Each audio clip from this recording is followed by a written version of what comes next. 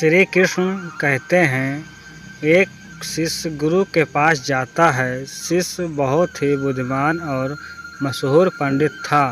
वो गुरु से भी ज़्यादा मशहूर था। उसे सारे शस्त्र कंठस्थ थे।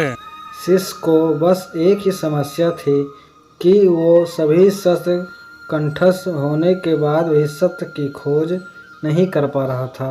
ऐसे में उसे अपने जीवन के अंतिम क्षणों में गुरु की तलाश शुरू की।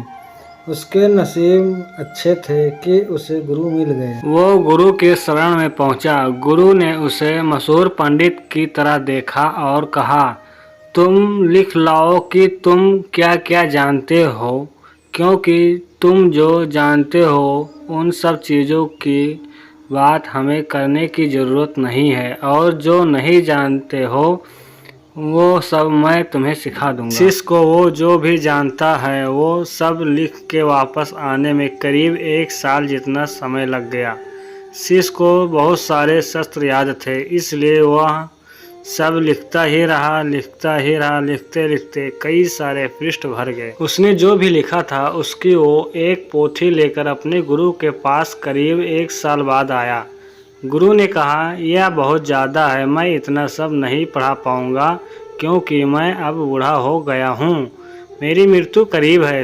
तुम इसे संक्षिप्त कर लाओ या सार लिख लाओ। शिष्य फिर से चला जाता है। इस बार उसे 2 महीने लगते हैं। इस बार उसने केवल 100 पृष्ठ भर के लिखा और वो वहाँ 100 पृष्ठ लेकर गुरु के पास गया। गुरु ने कहा, यह भी ज़्यादा है, इसे और संक्षिप्त कर लेकर आओ। कुछ समय के बाद शिष्य अपने गुरु के पास एक ही पन्ने पर सार सूत्र लिख के लाया, लेकिन गुरु बिल्कुल ही मरने के करीब थे। उन्होंने कहा कि मैं सिर्फ तुम्हारे लिए ही रुका हूँ, तुम्हें समझ कब आएगी, इसे और संक्षिप्त कर लाओ। अब शिष्य को होश आता है। वो भागता हुआ जाता है और कमरे में से एक खाली कागज ले आता है और उसे गुरु के हाथों में वह खाली कागज दे देता है। और गुरु ने कहा, अब तुम शिष्य हुए, मुझसे अब तुम्हारा संबंध बना रहेगा। कोरा कागज लाने का अर्थ हुआ, मुझे कुछ भी पता नहीं है, मैं अज्ञानी हूँ। जो ऐसे भाव रख सके गुरु के पास वही शिष्य होता है।